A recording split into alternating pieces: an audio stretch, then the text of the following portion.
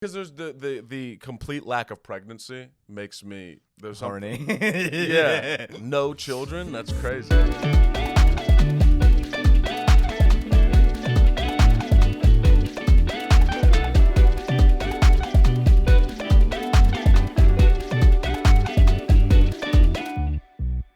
Welcome to another Latino with a podcast. I'm the Latino with a podcast, and today I am with Aaron Chase, that is enjoying a smoothie that I just made for him. Aaron Chase is an amazing comic. I have seen him like headlining a show with people that been there for hours, like 1 hour and a half, and at that point you are tired as fuck, and he like resurrects the energy, and that shit is amazing. And also is the comic that I find the most in the train. Every fucking time I am in the brown line, I just see him for some reason that doesn't make any sense. And we have a story together now. Do you want to tell about the guy, the crazy guy? We were on the brown line. We were both headed home, right? It was Yeah. pretty late. I had my headphones in. I think you had your headphones in. Yeah. So we didn't even know we were on the train together. Yeah, we were, and we're always in the same wagon. Yeah. Yeah. And I was looking down, but probably scrolling on TikTok, and then there was a scream. I looked up, and everyone looked up, and I guess there was one random guy Yeah. who was was he yelling anything? Do you remember? No, I don't know, because I thought it was in another wagon because it sounded loud, but I have my headphones. So I was Right. like, So this guy, he just starts yelling, and then we look up and we realize we were in the same car. So we're sitting, we're talking, and that guy just had like this intense energy about him. And as he's walking out, he threw it was a napkin. he threw like a napkin at the back of your head, and I have an anger problem. He was so ready to jiu-jitsu this guy. I'm working on that. Aaron just threw himself to the ground. He's like, "Come on, guard!" Start to pull guard. No, we didn't. Luckily, it didn't come to that. He just left, right? Yeah, he just left, and I'm not so peaceful because I really felt other person that is not as peaceful as I am. It was like, well, we're doing violence today. Mm-hmm. And it was not a big dude. It was like, No. it was a skinny, short guy. I believe without the help of the jiu-jitsu master, I would have taken the guy. But I would have loved to see the jiu-jitsu happening. Yeah, it's. I'm glad I've never had to actually use it in real life because I don't know if you're glad about it. it's like a mixture. It's Okay. like, there's a phrase, you give a man a hammer, he's gonna find a nail. You give Okay. somebody a thing, they're gonna want to do the thing. Yeah. And so on some level, I'm like, there is this piece of me that's like, give me a reason. I want to be in a bar and this guy slapped this woman ass, and now I'll use this power. There's part of it that is that, and the other part of it is like, it actually, if I could lose. I don't know what the fuck this guy can do. Yeah, the one guy without an arm Yeah, I could lose, which won against Aaron. would not be fun. In And jiu-jitsu. with jiu-jitsu, it's a ground thing, so I would then have to I have to somehow get the guy on the ground, which is not soft and squishy like at practice. And it's just dangerous. People can die. You can break limbs. It's so I go back and forth. I'm trying to keep my But just like he just said he's now practicing boxing, so he's Yeah. like, now I want the violence. Stand. It was after. Do you know Redescu? No. He filmed CYSK. He black Okay. dude, short. I'll show you what he looks like. Okay. He's a Muay Thai fighter. Okay. And the reason I started doing boxing was I sparred with him, Oh, nice. and no bad. And he, you've seen Muay Thai. It's elbows and shit. Yeah, I used to practice Muay Thai. I love because the teacher that we have, the professor we have in Muay Thai, he said boxing is like. This guy. Oh yeah, I know. Yeah. Like Muay Thai is like boxing is more like technique. You gotta injure. You gotta like do like defend yourself and do damage to your opponent. But it's a lot of techniques are defending and evading techniques. In Muay Thai, our professor was like, no, the main reason of Muay Thai is like do as much damage as possible. That's the It's a very offensive style. Offensive. Yeah. Well, when I sparred with him, and I had no standing game. All of my game was on the ground. So when we were wrestling, I got him in a guillotine. It was fine.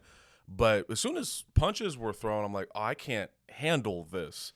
So it was another angle. So I just needed to up my game basically. But I'm happy. I'm happy. It makes me happy. But have you been on a fight? Mm-hmm. We're growing up, yeah. No, but I mean, doing Muay Thai. No, not outside, just like in a tournament or something. No, I haven't done any tournaments or anything. I do want to. I did one in boxing. I won it. Hey, is there a video? Yeah, I believe I erased it. I have it somewhere, but Sure. It was pretty amateur, like extremely amateur. Like I believe we were not ready to fight, but the gym I was going to, they were doing this tournament. It was not even a tournament. It was like a bunch of fights. Sure. Because they were ticketing the entry, and all the money was going to a dog shelter. Oh. And that's why I upset, because I believe I was not in the moment. I was like, yeah, I'm ready for it. No, I was not there.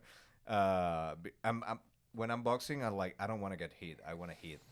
And if you're going into a fight, you're gonna get hit. Mm-hmm. So it was pretty amateur. I won because I had a really nice jab, and I was like avoiding most of the punches. But he was like punching more. But he was landing on my defense, and that's why the judges were like, "Oh, you won," not because you were like fighting, like giving him more punches, but because his punches were not landing, and the ones you throw, they did land. So you got it off of decision of the off of decision. Right. But and it was 3 rounds, 3 minutes each round. I was done by round 3. Like this was the end of round 3. Like people who are listening are not gonna see it, but it was like head to head, and just resting the last 10 minutes. It was just like. And my last punch was like me pushing him, but gently. It was like, yeah. That's it. People really underestimate how exhausting It is. 3 minutes. 3 minutes of it feels like an eternity. It feels like when you're microwaving something for 3 minutes. It's like, and you my stare God. at it, yeah. Or you're bombing, and you just want it to end, and the light never comes. Yeah, it feels like the time just elongates. But I didn't. So did you box in Venezuela? No, well, I have a couple of boxing lessons in Venezuela, but I actually have like boxing gym here. See, I did not know. I don't think I fully knew that about you. And that's why I'm so hesitant. Like, that's where I'm trying to keep in control of the anger, because I don't know what other people do. And a lot of people don't. What's his name? Anthony Hernandez. Oh, yeah. If you see, I'll put a picture of him. I put that. Oh, you can. He's like a Winnie Pooh. Like, if you see him with a lecture, it's like, a Winnie Pooh with a beard. You would never know. This guy can fucking kill people. He was a Navy, right? Marine. Yeah. Marine. And sweet is so nice. And so sweet. Very funny. Likable guy. Even his jokes. Mm-hmm. He has like a 3-minute jokes about, there's too many types of bread. And he talks about like for 2 minutes, like, this guy cannot kill a fly. Yeah. But you would never assume he was capable of what he's capable of. And that's what freaks me out about that's why I'm like, let me get in control of my anger, because I only know so much, and you can really die out there. I don't know if you have seen like I love when this is on the news. I love when these two scenarios happens. One, that a guy tried to mock a woman, and the woman is a UFC fighter, and then they show like how the guy end up. I love those, and I also love when this guy gets into a house to steal, and it's like a 56, 60 years old guy, but the guy was like a ex UFC champion or ex Marine, and the thief gets like fucking bust. I love those. It's really satisfying. That's what you want. That's what you want. You want. That's the dream scenario. I don't get me wrong. I have the hero fantasy. I definitely have the hero fantasy, and it is not smart, but I indulge in it in my head where I'm like, yeah, but then I would grab their arm and do whatever. And it's never that in reality, but the fantasy of it feels so. Yeah, but you gotta be in a position that you are not saving the day, but you are defending yourself. Because if you're saving the day, you're intervening, and you don't know the other guy. Yeah. And you can avoid, let's say, that fight. But if someone like gets into your house, you're like, this is the fucking. This is my moment. Yeah. It's like when when you're You're just waiting. dark living room. You're just waiting. The TV could just get through the window. You just turns it like, I've been waiting for this. with a cigar in my mouth and a pit bull, like crazy. If I'm the guy, I'll be like, oh, bye. This is the wrong house. This was not the house. It's oh my god, dude. Like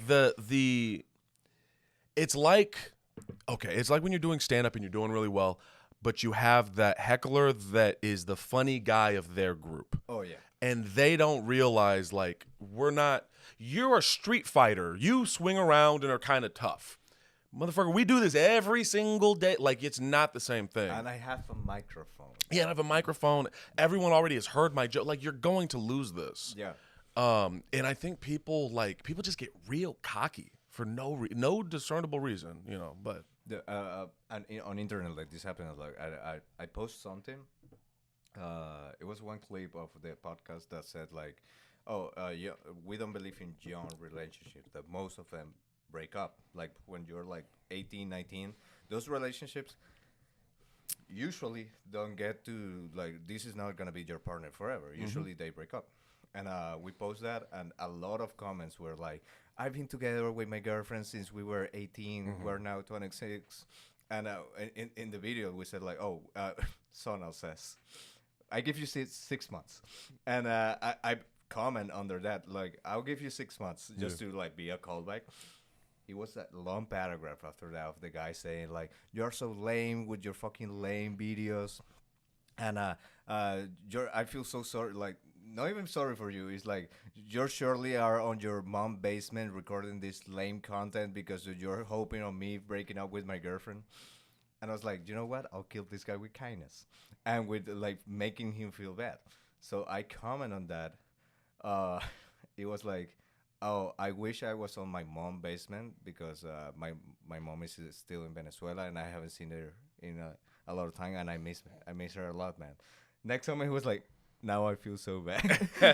And then he followed me. I'm like, dude. Getting diabolical. Let's be kind. Like, why cannot we be kind? I think it's just insecurities of people. Yeah. Like, I don't know. Maybe this is big-headed of me, but I think most people don't do things. Like, I used to be a bouncer at a strip club. Okay.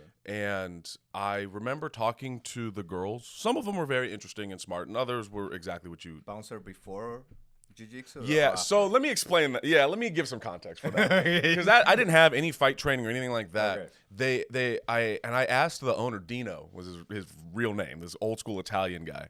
I was like, why did you hire me? Yeah.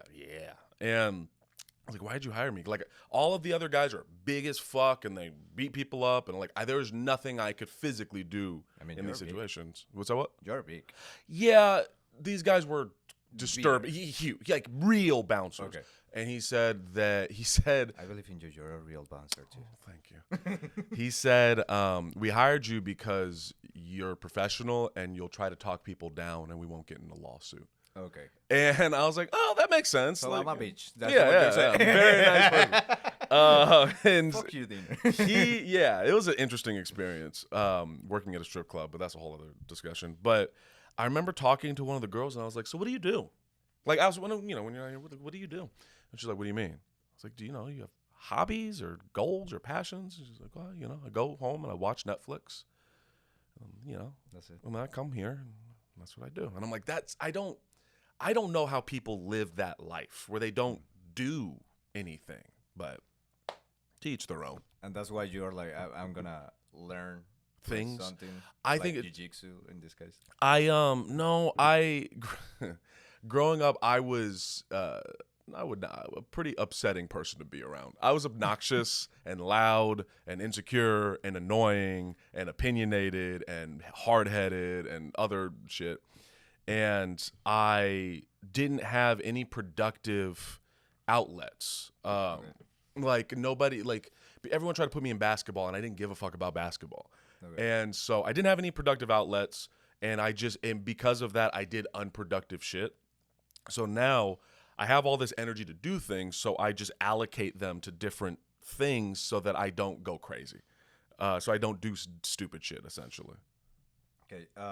Can you say how you this is one of your jokes, how Yeah. you start a joke, that you don't surround yourself with people that don't vibe, don't have good Bad vibes, yeah.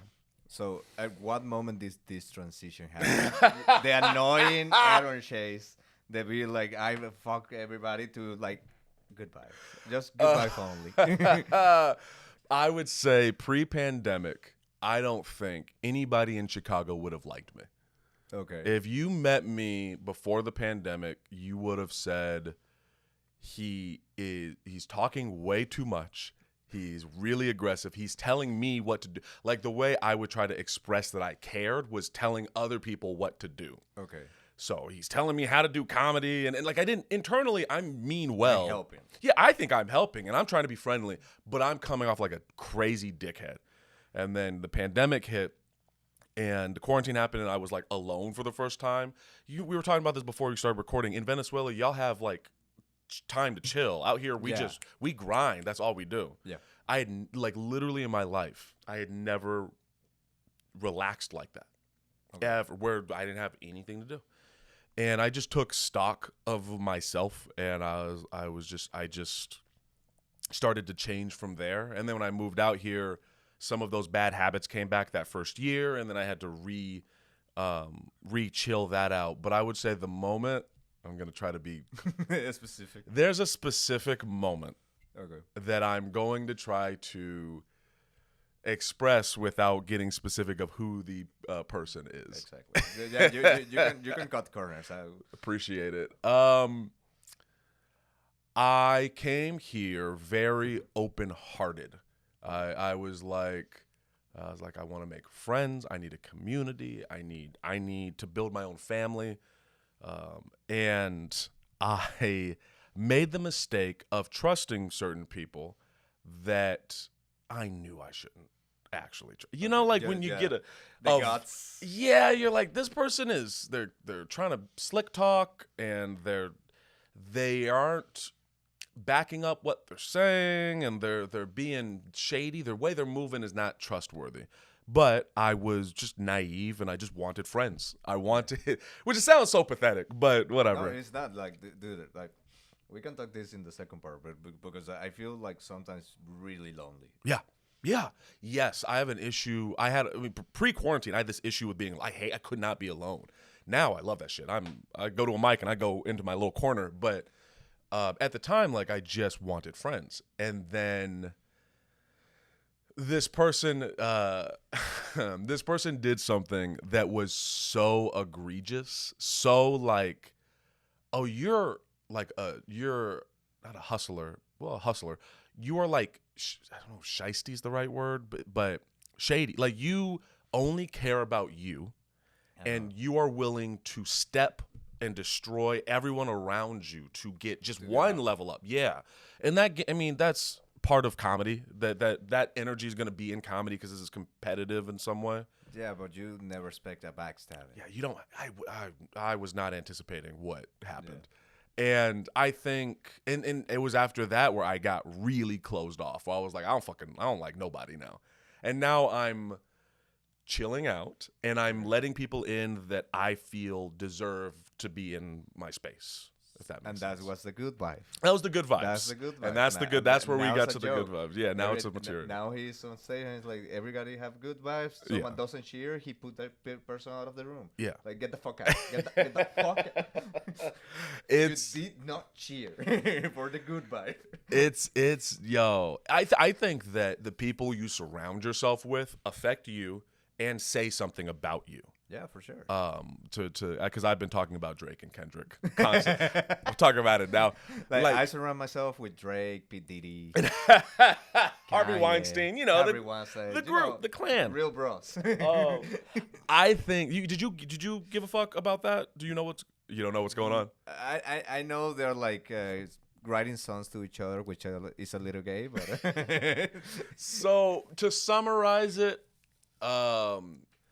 the shots they've been taking are, Kendrick is basically saying Drake is a culture vulture. You heard that? Yeah. Okay. Culture vulture. he is being fake and he's not being himself, and he's a pedophile. Which was a really aggressive thing there. But I like that Drake was like, I did not fuck Millie Bobby Brown. And Kendrick was like, I did not mention her.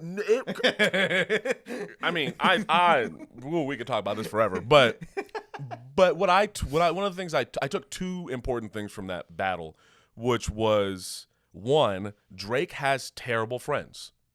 Terrible friends. For whoever's around him, let him put those songs out. That's crazy. You don't have real friends around you. You have yes men. And Kendrick seems to have real, honest to God friends and relationships. So I took that from it, is like, make sure you have a crew that you trust. And then I also took the idea of respect from it. Like, Kendrick respects the craft, he respects the community, he respects himself, he's being respectful, and Drake is not. And so I'm trying to move where I'm the good vibes and a sense of respect. I will respect you, you respect me. We don't even need to like each other. But let's respect. Just mutual respect. Be a Kendrick. Be a Kendrick. Be a Kendrick. And with that, we're going to do a little pause, and we're coming back. And we are back. Be a Kendrick. That was what we were saying. What you were saying, it's hard to let a person go that you care about. Yes. Yeah. I have been that it's not only on love relationship, it's friendship, it's even with family. Like, I cut ties with my older brothers because they were super toxic. Like, they're from another marriage, and they're super toxic, super envy of me and my sister. And I didn't realize that until later. And as soon as I realized it, I was like, instead of feeding the hate and the resentment, I was like, I'm just gonna cut ties. And I don't text them, I don't write to them. My mom still was like, oh, tomorrow is your brother's birthday. I don't care. I don't want to have any interaction, because I'd rather do that. And with that, there's comes I respect you from that side. I respect myself, and I don't want to get into the hating. I'd rather keep, like, cut ties, we don't talk at all, that like talk with like that resentment in the bottom, like happy birthday. It's like, fuck you, no. I prefer don't do the happy birthday. It's okay. Like, it's okay if someone doesn't like you and you don't like that. It's fine. Yeah, it's fine. Yeah. Okay. That took me a long time to understand, I guess. Okay, I have some topics to talk about. Oh, I'm excited. And they're always kind of connected with where we talk. Like, for example, you cannot comprehend how people can just live their life by doing nothing. Yeah. Like this girl, work, Netflix, that's it. Okay.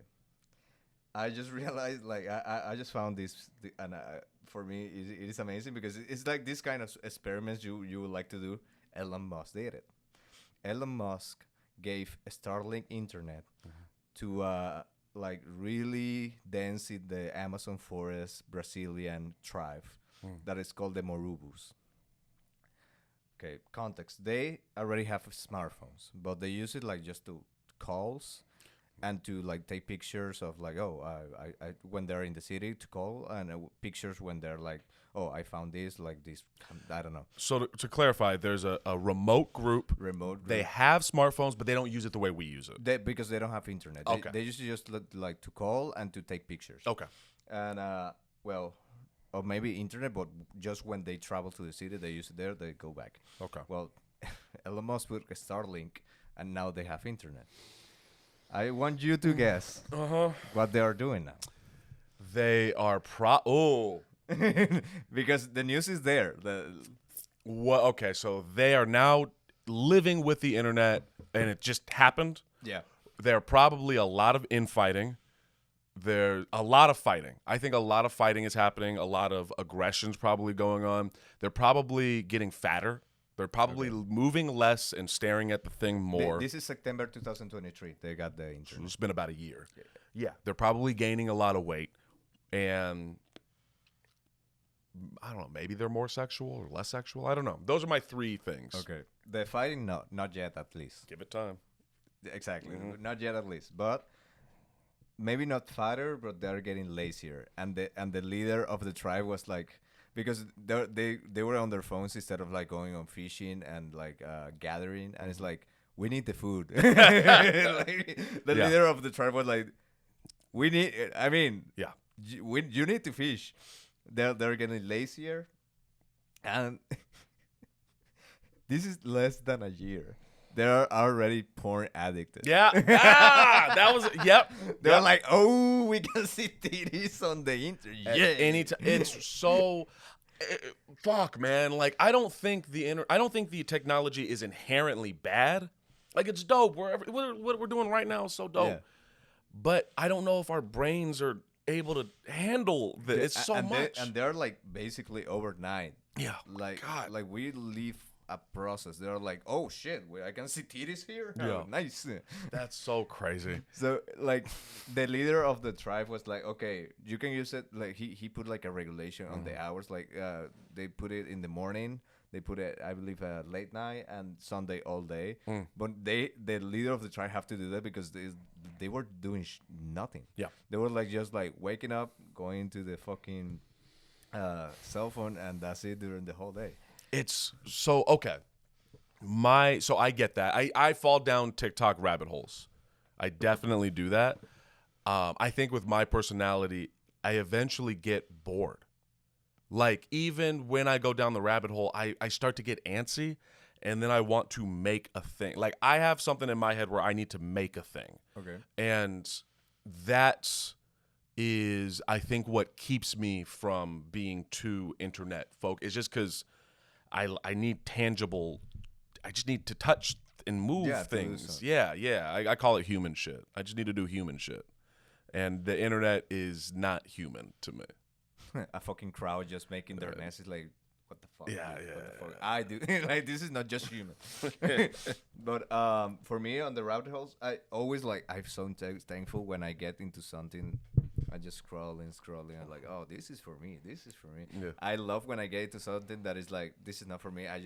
But I don't keep going. It's like, oh, okay. I close the app because it's like, you gotta escape those moments. If you're watching on TikTok, Instagram Reels, whatever, YouTube even, and you get to one thing that is like, I don't like this, take that moment to step out. That's the moment to step out. If not, you just keep fucking going. You know what else I realized with doing other hobbies is it's made me a better comic. It's made me a better comic, and it's made my career. It's made my career move along a little more. Like before I started indulging in my hobbies, I was blinders. It was everything is comedy. Oh, the only goal is comedy. And what that, it makes you obsessive, and it makes you anxious, and every show has to be great because that's the only thing you give a fuck about. If not, you get like not Depressed, depressed, but you have like a really nice. You come off desperate. Like I think when I first moved out here, I came off real desperate. Of like, could you give me give me time. And now I have other shit to do. Like I can, when I'm getting antsy, I can go draw and chill the fuck out, and it's okay. And you can get like life's experience from those hobbies. Yes, Like your joke about the guy that choked you that was with missing one an arm. Yeah, that's an amazing joke. it's a life experience. and that joke came because you were doing something else. Yeah, I couldn't believe that shit happened to me. It was I don't think people believe. I think people think I'm making it up, but like I do believe it because was, I know that shit happens. and like when I tell that joke, there's a guy, I wouldn't let that happen to me. It's like, all right, you go in the ring with him. Good luck. Dude, like we have one guy in the gym I was training that he was skinny as fuck. He's like short hair, glasses. He doesn't look like someone that fight, and they call him like Estamina, whatever. I don't remember exactly the name, because he said that once he was in a match, and it was a Muay Thai or boxing, and he was getting a leg cramp, and He was getting a what? a leg cramp. Oh. And to avoid that, he just kept like, it was like round 5, and to avoid that, he just kept on the move. And in his mind, he was like, if I stop, like this will get me. Like this, I'm done with this. And so he was just like moving on his corner, not even sat down to get patch. And he said like the other guy, like when they started the fight again, the other guy was like, this. Like we've been on fight like rounds and exhausted as fuck. I cannot even breathe. And this guy's just jumping on his fucking corner, and he lost. And they were like, "Dude, you have too much time." And I was like, "No, I was going to go down, but I need to step up. It's not my leg was gonna like just faint. Yeah. That's another, like, it I think the physical activity, all of that stuff, it forces you to push through things. Like that mentality of like, this really sucks, I will have to just deal with it, I think is healthy. Yeah, like dude, but I love this about this tribe because it was like, what happens if we grab a random tribe and give them internet? There you go. They get addicted to porn. They get lazy as fuck, and I'm pretty sure fighting is gonna start happening because they're gonna like, we don't like take in consideration how fast a gossip spreads thanks to technology. Because I believe gossip and rumors before like this amount of technology, it stops somewhere. It's like, hey, I heard this person was blowing this person in the closet, and you're like, oh my god, you tell another person, and another person would be like, no, I was with him. He would what are you saying? Like, it stops if it is like a lie. With internet, like, you can post this and everybody's retweeting and everybody's putting like, no, but this was not at the moment. Everybody's making their own like version of the shit. So in a tribe, that would happen. Like, oh yeah, I would wonder what would happen if we got sanctions on our internet. If we if we weren't allowed to use the internet, like the way the chief did, like we got the internet taken away. In the 9 to 5. Yeah, or some side, but then our literal jobs rely on it. We're stuck. Yeah. Well, apparently, I believe it was California. I'm not sure that they were regulating the amount of times you get into a porn site. I'll have to find out. I don't remember if it was California or another country, maybe China, that you have to register to get a porn pass. Basically, that they give you like 30 access to the page and monthly, and if you use those 30, then you're not allowed anymore. I think that sounds more China than it does California. Yeah, but it's like, I don't one porn a day. That's enough. That's enough. Yeah. That should be enough. It should. If you're out there and it's more than once a day, dude. It should be enough, but people would lose their shit if that was a national. Yeah. Lose their goddamn minds. How many passes would you need? I don't, man. 7 daily. I remember being. How old are you? I'm 31. 30. Okay, I'm 33. You'll remember this. I remember when I had to use my imagination. Yeah, like I remember when I talked with this with Abby Sanchez. He was the last one. And I want to make. You know what? I'll make the joke for you now because I told him to Abby after the podcast. I remember the first porn I owned, video. Oh, you actually had a DVD. Wow. Okay. I was like maybe 13, 14. And how did you get it? I stole it from my dad. Because that's the only way you can watch porn. Like, you have to steal the porn from someone else or watch the film some at 11 p.m. in Latin America. Emmanuel, yes, okay. But the whole joke is that I was looking for something on his room and I found this DVD porn and I was like, I'm gonna watch this shit.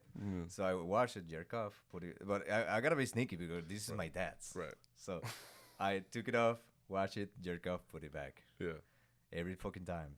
I have to take it out, watch it, jerk off, put it back. I have to take it out, watch it, jerk off, put it back. This was just the first day. But every time I had to do this fucking shit, like take it out, watch it, jerk off, put it back. And one day I was like, what if I don't put it back? And in Venezuela, all digital copies are illegal copies. So they're all in like a white disc.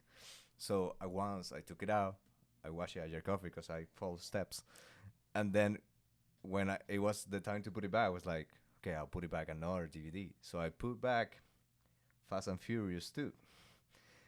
And I was happy because now I own a porn movie. Yeah. But but recently I was like, I didn't think about the consequence of my acts. Like, what happened the next time after I told it that my dad was feeling horny? And he put his movie, and it's just like Vin Diesel fixing a car. And did he ever find out? Did he ever? I believe he find out, but he cannot say like, "Hey, give me my porn." Right. You had him trapped. Gotcha. That's wild. I'm like, what porn? I remember when I was a kid, This was some man.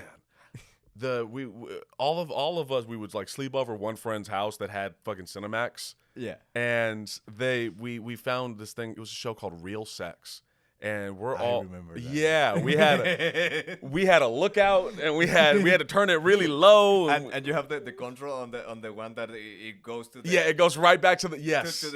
But you have to be like channel 96, something like that with the porn, and you put like channel 32 that was like Nickelodeon, and you have it on jump back. Yeah. So if you hear the door, we had a whole system, and it's like on one end.